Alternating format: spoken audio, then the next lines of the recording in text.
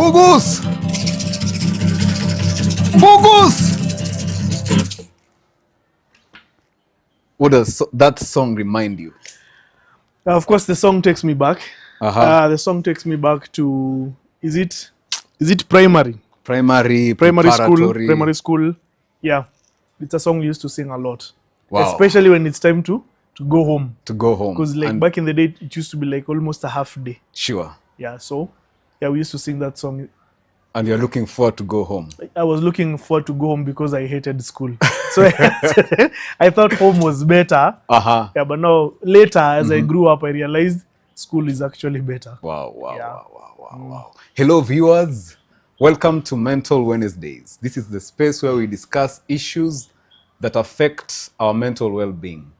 I'm Alingo Shilima, your host, and we are live at IR. With me is no one else other than Aaron Bugwa, better known as Mbugus. Mbugus is a theologist. Hey, he's a songwriter, a sports guy who has mentored many people, and many more things you learn about him. So I take this opportunity to welcome you to the show. Today, by the way, we'll be discussing on mental and emotional struggles that ongoing school children face while they are at school. So let's take this time to welcome Bogus. My viewers, feel most welcome. Kelly, Bogus. hi, I'm glad to be here again. Uh-huh. This is episode number 8. Number 8. Is it number 8? Number 8. Number 8. Uh-huh. So as we keep on telling people, you start small. Actually, we were discussing at the break room that we began like first episode, second episode. Now we are almost through the first season. Very true. And I think that too will be part of our topic, because at times we fear like the humble beginnings, these small steps. True. Because Actually, Kelly, no, here's the thing. I think creators put so much pressure on themselves. Understand? Like most of our videos are, how can I say, they're not, according to people's standards, they are not doing that well because they don't have like an insane amount of views. But the truth is, we are here for that one person. Sure. That one person who will see the podcast and say like, those guys made me think about street children in a different light. Wow. Understand? Wow. Yeah, so I agree with you. A lot of people, like, you think there's so much pressure of views, following and stuff, so people are afraid to start. Yeah. Yeah, but you just start. This is episode number 8. Yeah. Episode number 8. And I think it's a milestone because research will tell you that most podcasts don't go past the 10th episode. Sure. Understand? Sure. Yeah, so we keep on encouraging people. Small we steps. need more podcasts. We need more podcasts. And the place that can make that podcast a reality is IR Studios. IR Studios. Like we have been here for 8 episodes now. We can tell you we have different sets. The experience has been great. The only thing Kelly and I concern ourselves with is the content. What about the facilities? The facilities are amazing. There's a break room, there's a changing room. You can come and iron. We have different sets. We have a kitchen. We have like, for the serious podcasts, we have like the fireplace set. Indoor studio. Yeah, we have this outdoor. Yeah, which we prefer. Yeah, so there are a lot of amazing facilities that can take your podcast to the next level. So visit us, Westlands, Karuna Close, gate number 10. Westlands, Karuna Close, gate number 10. Gate number 10. So let's get into the discussion of the day. Little minds, big struggles. Little minds, big struggles. Yeah. Yeah, we have all passed through that from your mother's care as a young one. You know, your mother was like your first teacher. Your mother, you learned a lot from your mother. When you're suckling, your mother, you are observing various the body language of your mother. You came to interact with the environment. You knew mom, this is mom, this is dad. Yeah, they were like your first teachers. And you develop that trust, that bond, that trust with them. And anytime you got hurt, maybe you were playing around, you fell down, you went back to the safety of either the mom or dad. Yeah. And it reached a point where it was time for you to go to school. So you began with preparatory school, and there was that moment, that first moment when mommy took you to school, or mommy and daddy took you to school, and they left you in the hands of the teachers. And of course, most of us cried because we were not like used to being far from our parents. Yeah, very true. Understand? Very true. Yeah, but it was also an important step in our development. Yeah. So today we want to focus on the challenges that children go through, especially during their education years, before they come to understand who they are. Very true. And to help us do that, we will go through some questions that Kelly has crafted for us. And before you give that question, I want to play a small interlude. Just for people tuning in, I want you to tell me, where in the comment section, tell me, where did you hear this song? What does it remind you? So that we can build this conversation together. One day at a time, one step at a time. True. Okay? Kelly.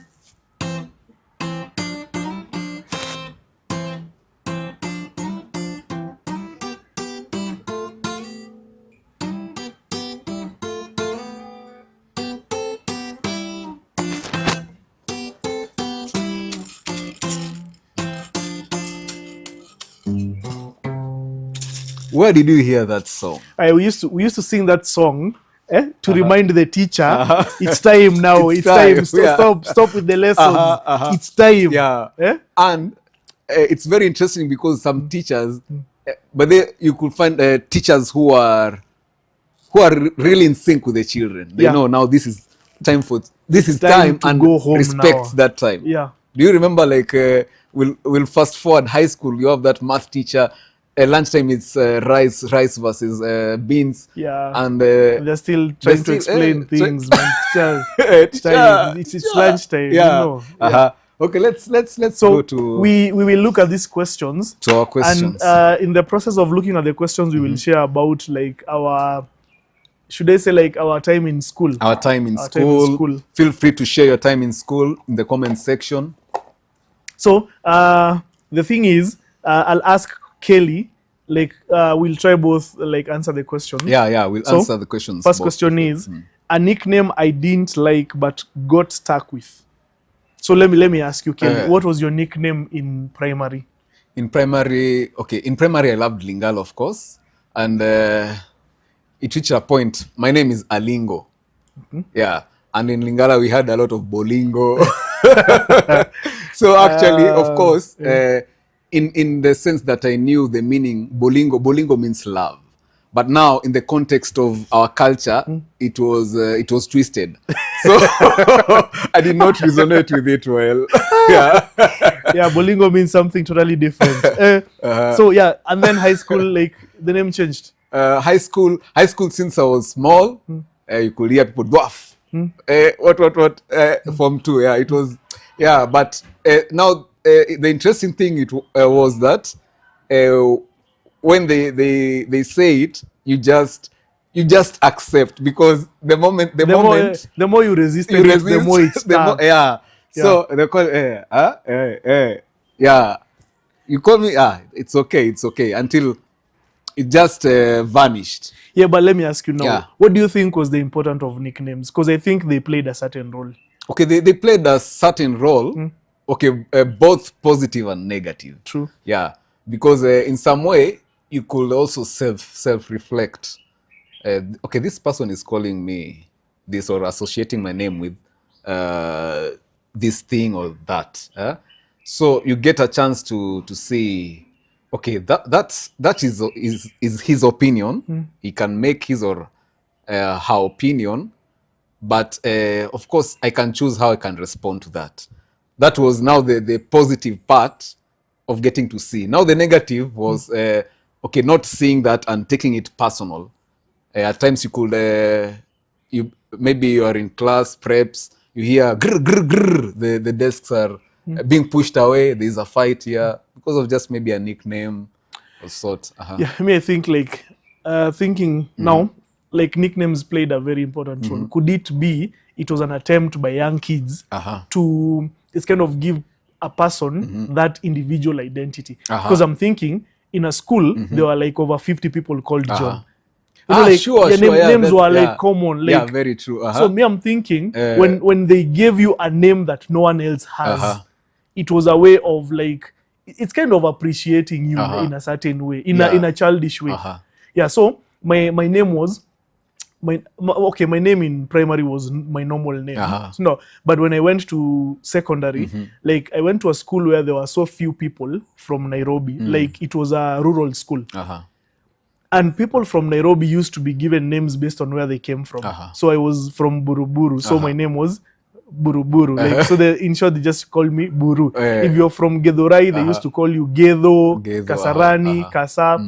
And now looking back, now I can see when someone says, I met Bolingo, they won't even remember. They know who Bolingo is. The guy who used to play rugby, the short guy. I met Bolingo. How is Bolingo? You see now, so instead of saying I met John Kamau, people like there were like 50 John Kamaus. Which one are you talking? No, instead of describing. So I think nicknames give you like that unique identity. So I had no problem with being called that. But anyway, so next question is, let's go for the easy one. A subject I loved but lost interest because of how I was treated. A subject you loved but you lost interest because of how you were treated. I remember music, class 7. Music class 7. Okay, I loved the art and craft. You remember we used to do art and craft music? I appreciated music, but now the teacher was fierce. I remember one day she came and told us to cite the solfa notation, the anthem. Re, re, re, do, so, la, la, re, re, our national anthem. And she came and said, you two, because you were in a desk, you had 2 people. Face the other side, start singing. And at that moment, you make an error, you're being flopped. So I used to think, to feel it's time for music, but I was very, very tensed. I didn't, and it reached a point that I didn't want her to come to class because I just knew it would be terrible. For you? Kelly, on a general level, I can say, our teachers, when you're told how to teach, you understand? When you're told exactly how to teach, there's a tendency to stick to that. This is how you teach.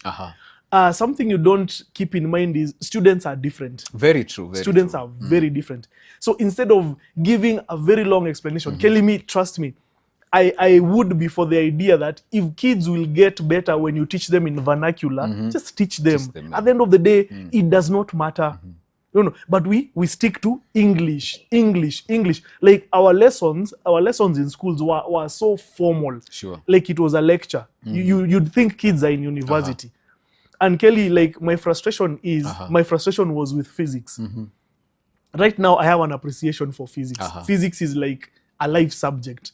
We apply it every day. But now, I dropped physics because of one simple reason. Now, the teacher could have just told me, listen here, young man. Instead of us writing all these zeros, we simply say 10, and then we put the number up there. So he would have just told me that. So I was like, where are all these zeros coming from? What does that? You have put 10 and 10. What does that mean? Would have just told me, here's the thing. Instead of writing all those zeros, we take the number of zeros and we put the number above that number. You get? Imagine that is the reason why I dropped physics. Because I felt like this person doesn't have time to explain to me such a simple thing. And when I realized it was such a simple thing, you kind of blame the teacher. You could have just told me in Kiswahili. There's no space to write all these zeros, so we just put the number up here. To echo what you're saying, I also remember there's this question that used to come to primary. 10 kgs of feather True. and 10 kgs of metal. You remember English? What was it called? Forgotten the word, but as light as feather. Yeah. You have that concept in your Yeah, mind. yeah, true. So 10 kgs metal, feather metal. You, I keep writing. Okay, maybe the question is which one is lighter or heavier? Because now they are equal, and you in your mind, you know, the feather is light, regardless, as light as feather. I couldn't put it into my mind that they are the same. So every time I was being caned for that. For that, and maybe we could have done a simple, maybe practical. Yeah, just bring 10 kgs of stone and 10 kgs of feathers. Of feather, yeah, so that we can clearly see, and that led me to when I was teaching guitar to kids. I got that chance to see which mode of learning they are best to work with, because the way the system worked, it's like it favored the audio learners. Yeah. The audio learner who will listen to the teacher and later and get everything, get the concept in their mind. But now the others, like me, the kinesthetic child who was always walking around class. Sometimes when the teacher is explaining, I get to write so that I can understand better. But now for the teacher, it was like you're not concentrating. True. But yeah. And Kelly, let me ask you a question. Like, as you have said, there are people. It was a very simple thing. Sure. But there was too much English, and I think we missed an opportunity. The teacher could have gone a step further and asked why. Yeah. You understand? Just ask your students, why do you think 10 kgs of feather is lighter than 10 kgs of stone? That's how you develop kids who think. But I'm sure even the people who got the question right did not have a why. And the why was 10 kg is 10 kg is, it has nothing to do with material. Sure. That was a very simple lesson, Very true. but we actually missed out on it. Understand? Yeah. Yeah. So yeah, that's a challenge. And what would your encouragement be to teachers? Yeah, to teachers, actually, we appreciate your work. I myself, I'm in that shoe because I also teach. It's I think the best thing is to really understand the child. The child needs to know what type of learning works best for the child, and to always be open, because there are some things that also the child will teach you. True. Children have taught us a lot, and it's very humbling, and you get to better your teaching methods. So I think that is very important. So I am also a teacher, and I have to teach like complicated concepts in sports to children. At times you just tell her, stand here. When I tell you to move, just move there. So instead of using like, oh, you see, that's called, I don't know, a mispass, or that's what, when stand here, when I tell you to move there. That's a lesson learned. What you have said is important. Like in a class of 50 kids, like there are maybe 30 different methods of learning. Sure. The brighter, I think the system favored the kids who got it at first. Very true. The kids that used to sit at the front. Yeah. You understand? Yeah. But the backbenchers were like, show us. Yeah. Ama, repeat 10 times, I'll get it. You know? So that's it. For me, like, I feel sad. Like, I lost the opportunity to learn physics because a teacher could not explain a very simple concept. So a friend who made school feel safe. There are many. There are many. I remember back in primary, I used to have a friend called Njogona, and he lived in a very humbling background, family background. Every time he came to class, I could feel the smell of sheep. Don't laugh at Njogona. Yeah. You're laughing, and you're saying it's me laughing at Njogona. So you used to sleep with the sheep? Yeah, okay. Where I used to sleep, they used to share the room with the sheep. Yeah. And he was a very bright student. And I used to sit and question myself as a child. How comes this guy is bright as he is, and also try to know as much from where he comes from, because now he came and told me stories how at night he just had some moment with the sheep, just relaxing. And you're coming with stories. The wrestling, this was how wrestling was. So I could also admire the type of life he was living, because it also manifested in how he wrote his compositions. They were very adventurous. And so because I loved, there was that thing in me. I really loved writing without even knowing, and stories, hearing stories. So I desired to know more of Njuguna's life, so that I can have that experience. I used to like crave. So why was he sleeping with sheep? I think the situation, their situation, because now there's no enough space to keep also the sheep and have room for himself. So like at home. As in, did he sleep with the sheep, or the sheep slept with him in his bedroom? In his bedroom, yeah. Yeah, in his the bedroom. sheep came over. Yeah, and this was one of the guys who actually made me appreciate school, because like many children, sometimes there's those emotional struggles and mental struggles you go through in school. At times maybe you can't maybe understand a concept better. You think you're not good enough. So there are those people. You have maybe a comic friend who will draw something, you laugh. Yeah, they make school bearable. Yeah, true. For your case? Talking about primary or throughout? Throughout, feel free, because it's... Like in primary, there was a friend called Nelson. All we did, we only thought about football. Like, I can't even remember us like studying anything. We only thought about football. And we were always in trouble together. Like, we didn't finish the homework. You know, like your parent had to sign the homework. Like me and Nelson in trouble together. That was in high school? In primary. In primary. Like, we used to look forward to breaks. Football. We were playing football, like the tea break, then lunch, and then after school. After you understand? School, Yeah. So yeah, that partnership, like we played football a lot. We had very common interests. Yeah, I remember. Let me cut you short. Okay. For football, I remember there's this guy. You know, you didn't carry the ball today. We are in class. People have decided to collaborate. The teacher must not know. There's somebody. Teacher is teaching. There's somebody is sewing. The ball. The sisal ball. I think like Kelly, if we studied like what's important to kids, we'll realize like playing football was very important. Very important. If they could use that to kind of encourage also the kid to study. It's like you make a deal with the child and tell him, you can play football, or at times also study. Or at times you like what I do.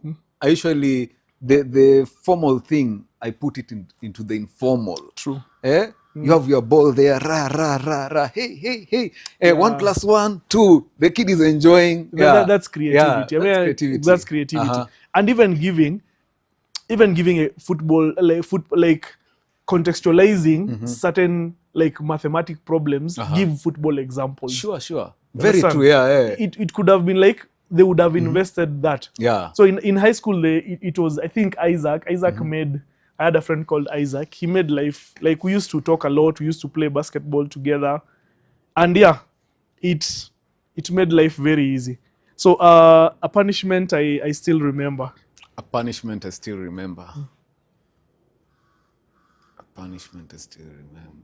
So as you think about yours, mine was, I think, like at times in high school, we didn't have water, and we had to go down, like a steep hill, get the water from the river and bring it back up. So like when you're told like to wash the dining hall and there's no water, you just know you'll go a few times down there. So it was like, it was very steep. In that Kelly, like if someone, of course, there'll be someone who will pour water. And now when the whatever the steep hill has water, now it becomes impossible. You have to look for another route. So that was like a punishment that really took a lot of time, like going down, fetching water, going down again, fetching water. For me, I remember 2000, class 8. Hey, there's this time that we decided to invade a neighbor's farm. It was a shosho. Shosho means grandmother. She had planted, she had a large farm with sugarcane next to our school. We were bordering. So we invaded and took some sugarcane. Of course, ate and... No, you didn't take, you stole. Yeah. It's actually stealing. We stole sugarcane. And later, the granny shows up and talks to our class 8 teacher. There are some students who came and stole my sugarcane. So we were all called. They knew, of course, it's the class 8s. We were all called and the teacher asked, who stole the granny's sugarcane? Everybody is silent. So the teacher said, okay, there's this lab that they can test if somebody has eaten sugarcane or what. Now he began some mind what? Mind games. Mind games, yeah. He began some mind games. I'm taking you all to this lab. You'll be tested. If the tests come positive that you had sugarcane, you'll know me. And he was a tough teacher. Slowly, line of the people that had... And now you know, since the other person has saw you, of course, not going, it will be extra. Yeah. Because they'll be told to say who else. Who else? Yeah. We were caned. We are caned. But it was interesting though, because but at the end of the day, we got to be punished and also corrected. Because now that was, you could be like a humble guy, but there's that also group mentality. Yeah, true. You move as a group, you think as a group. Yeah. So there's a question here. We remind them.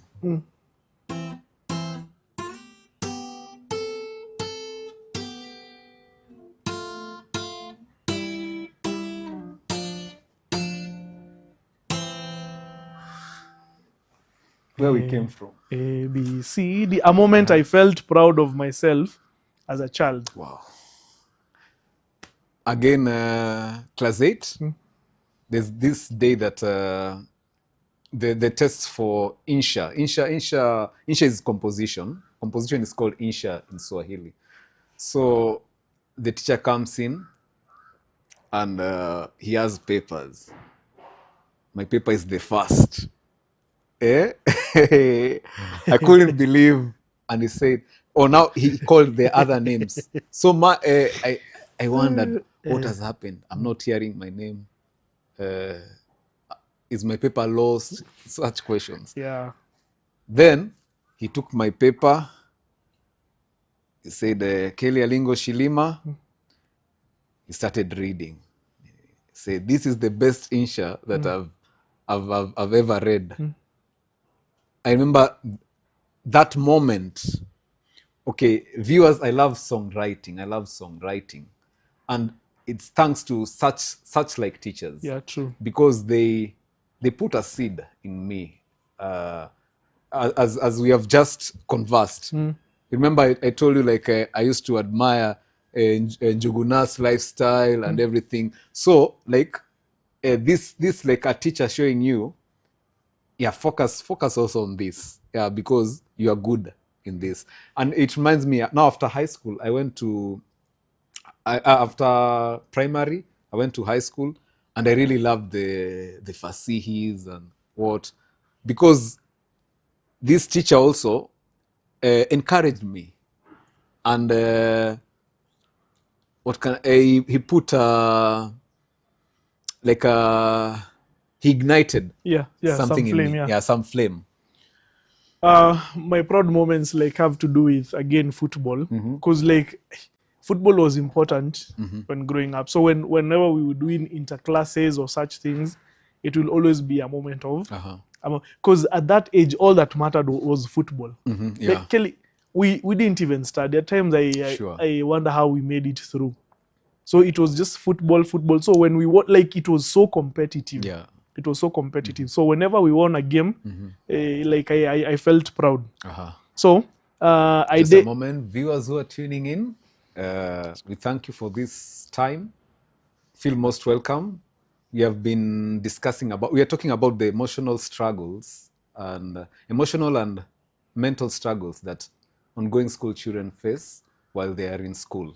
And we have taken up an approach of, we have some set of questions that we get to ask each other, and we get to remember those days.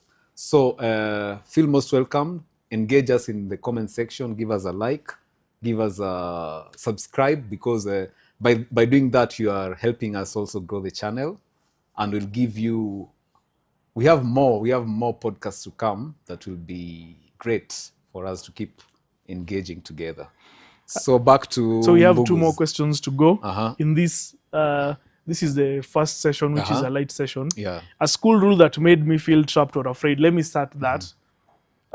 It got to some point where they introduced tuition. Like, I didn't like tuition because it was like Kelly classes were supposed to end at around 3:45. Yeah.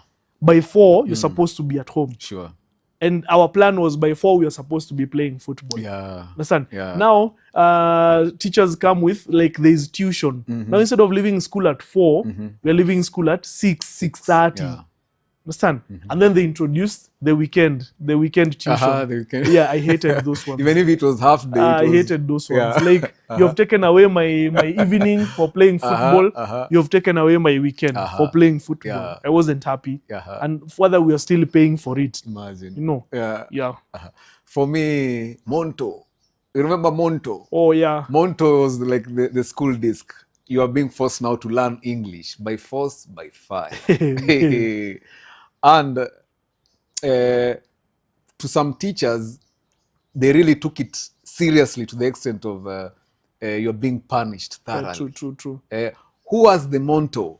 The last person to have. Yeah. You're being flopped. Kelly. So, I remember, like, in our school, it was a very ugly bone. Very ugly. Something ugly that you had to wear around your neck. And everyone would know this guy cannot speak English. Yeah. You know? So it was like shaming. Yeah. So those are some the funny of the thing is, emotional, at the end of the day, the motivation was do not finish the day with the Mento. So people used to sneak in, like when people are going on break, you sneak in. If someone speaks Swahili, now it's yours. Yeah, I remember even I was having the Monto. You're just like this, hearing conversation. Then there was a friend of mine. There's this girl. He had an expensive Marash. Marash. Yeah, perfume. He was. Yeah. So, but it was I think it was a fun part. It was a two-way. Yeah, there was it was that a fun part. And then there was the other bad one. Yeah. So a day I didn't want to go to school, but I had to.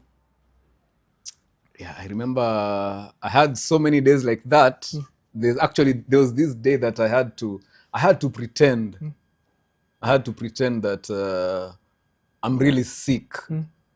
I have a severe headache until my father took me to the hospital. In the hospital, now what I used to do, I used to wait. He used to arrive at back from work at around 6 p.m. in the evening. So by 5:40, I'm in bed. I've put so many blankets until I sweat.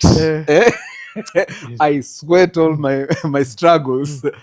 Then when I hear him opening the door, I come out like I'm going to the loo. So we meet. Hey, you guys, you have temperature. What? Yeah. So until he took me to an expert. They scanned my head. They did tests. And I had the doctor saying, Peter Shilima, let's talk aside. The doctor, I sensed. The plan has been discovered. Yeah. You've been exposed. So, my dad didn't have a conversation with me, but I read the mood. I think he was waiting for tomorrow. I say I'm not going. So by that evening, I was telling him I feel good. I'm okay. I'm okay. The visit to the hospital helped. Yeah, because my father had that thing. He used to tell me, "I'm taking you to the hospital, and if they find there's nothing wrong, you are not sick, hey, you'll see. You have to go to school." And you think, what about you? Yeah, they didn't. Most of the times when I knew I'd not finished the homework, and it was the first lesson, so you try as much as possible. You understand? And to skip school. And at times, it just skips your mind. You are from school, you have gone with your friends, you have played football, you are in class, you see maybe your friend is just finishing. I've not done that. And at times you find, you step in, the teacher is there, please bring your book. Your books, yeah, must be signed. Yeah, it must be signed. That's where they caught students. Sure. Like the book had to be signed. Yeah. And it has like a date stamp had to be there. Very and true. Time. So that's where they caught the students. Now I think we're going to like a bit more serious questions that will maybe help us understand like the mental struggles that teachers go through. Children. Yeah. But also, yeah. So what was the first time you saw unfairness in school? Unfairness in school. Hey, I remember class 7. We had this. I had a friend of mine. Hey, that guy was intelligent, and also he was among the people who actually inspired me to love writing, because the guy could. He was also great in drawing. Number one was just his. Was just his. He was great. He was great at drawing, so he could create his own book. His own book, 99. Create his own book. So he has pages, 4 pages, hard covered. This side, the guy draws the story, the mental image of that story. Yeah, and also he just put some calligraphy Roman numbers in primary. In primary. He also wants many things for Kiwi, because Kiwi also used to promote children through art. Yeah. So there was this day. He was the class prefect. We had I was also the class prefect. Like 3 rows. You had like three class prefects. So that day the teacher came. Actually, me, my other friend, and the guy now I'm telling you, we are all in that mix. We were making a sort of noise. But now, when the teacher came, we were brought forward. And the teacher asked, why were you making noise? So we are just there. The teacher now removed the cane. The guy said, it was my first time to hear that vocabulary. Teacher, I'm very frank. Hey. I'm very frank. Teacher said, did you hear? He said he's frank. Did you hear? Did you guys hear? The guy was excused. Go and sit down. You have been forgiven. Wow. You have been forgiven. We were caned. I really felt it. Even the class knew he made noise. Yeah. He was among them. But now the guy, because he was exposed. That's true. Yeah. I also face, like, I think even the teachers were influenced by bright students. Sure, yeah. Like a teacher would come, like they are angry that you are making noise, and when he asks for the list of noisemakers, he sees this is the number 1 student in class. Yeah. Says, I've forgiven you for today. Yeah. When he comes back again and that person is not there. Staff room. These people, can they go to the staff room? You get? Yeah. And there was that, like. And if you look at it, Aaron, these are some of the emotional struggles that children face, because it's like there's that stigma. True. These are bright students. These are just these are cases that cannot be. Yeah. Yeah. You're being profiled.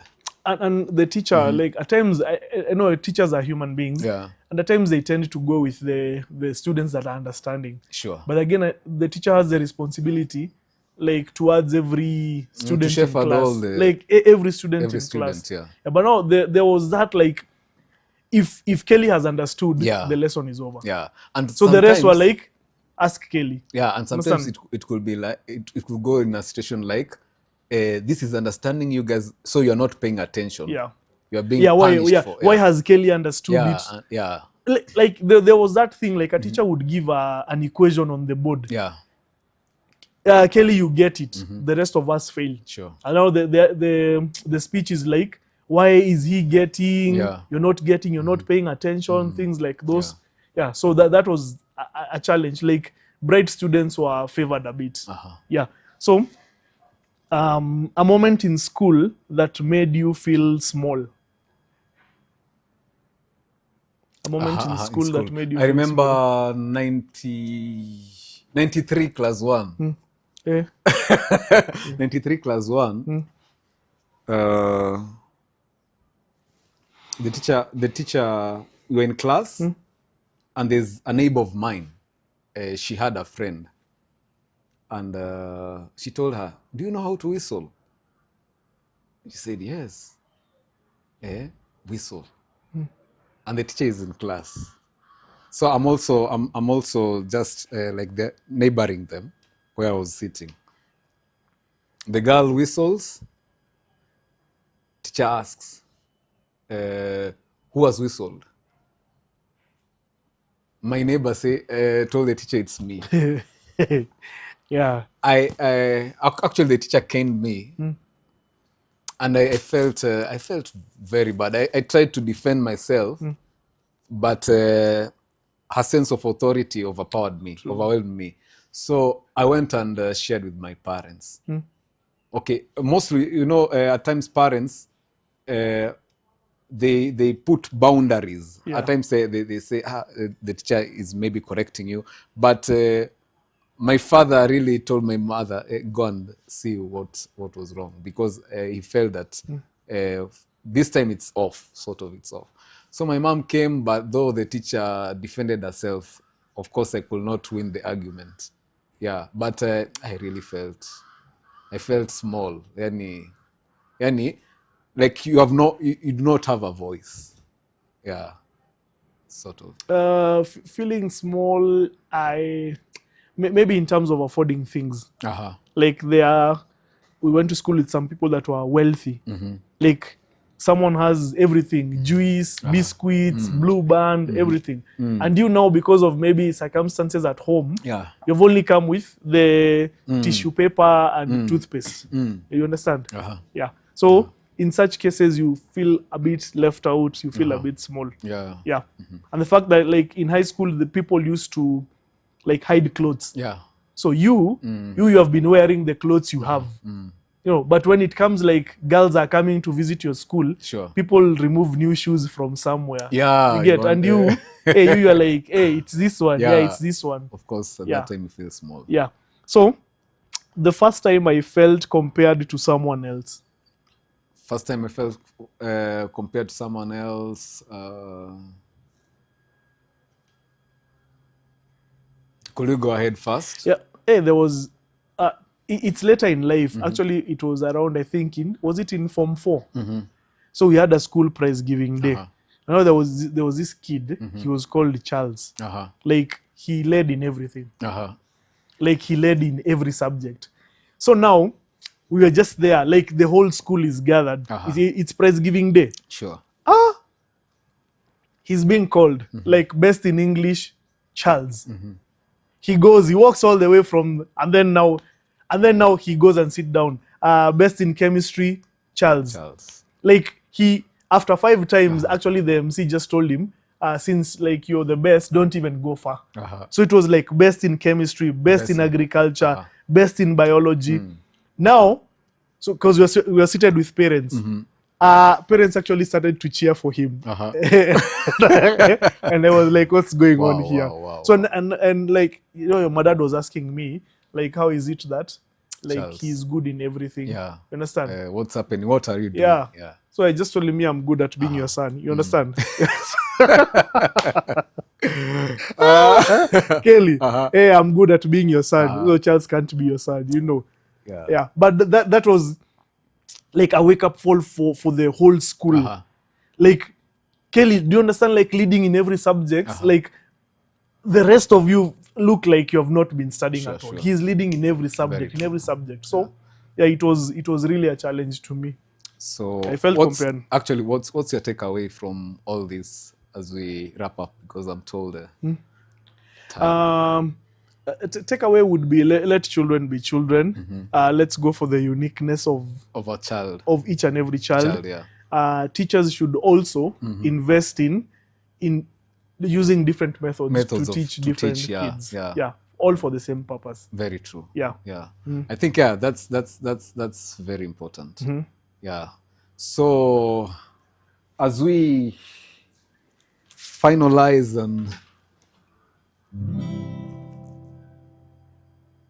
I'd like to take us back to now the positive aspect of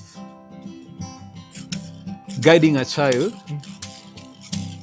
You see a light in the child, you ignite it. True. I'm gonna let it shine. This little light of mine, I'm gonna let it shine. This little light of mine, I'm gonna let it shine. Let it shine, let it shine, let it shine. This little light of mine, I'm gonna let it shine. This little light of mine, I'm gonna let it shine. This little light of mine, I'm gonna let it shine. Let it shine, let it shine, let it shine. Your parting shot? Yeah, teachers, if a kid has something special, it's your responsibility to develop. Not every kid will be good in mathematics, but they are good in drawing. And if you further that dream, like they will have a good future. Yeah, so that's my encouragement. Let it shine, let it shine.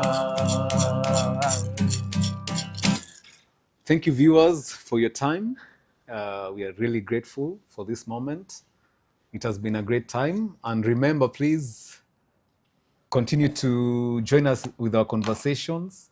Keep commenting, keep subscribing, invite your friends. Let's have this discussion together. I think next week we can look at the mental and emotional struggle that teachers face too. Face. Because it's all round. Yeah. So there's a song you had said you'd play. If you're happy and you know, please subscribe. Yes. If you're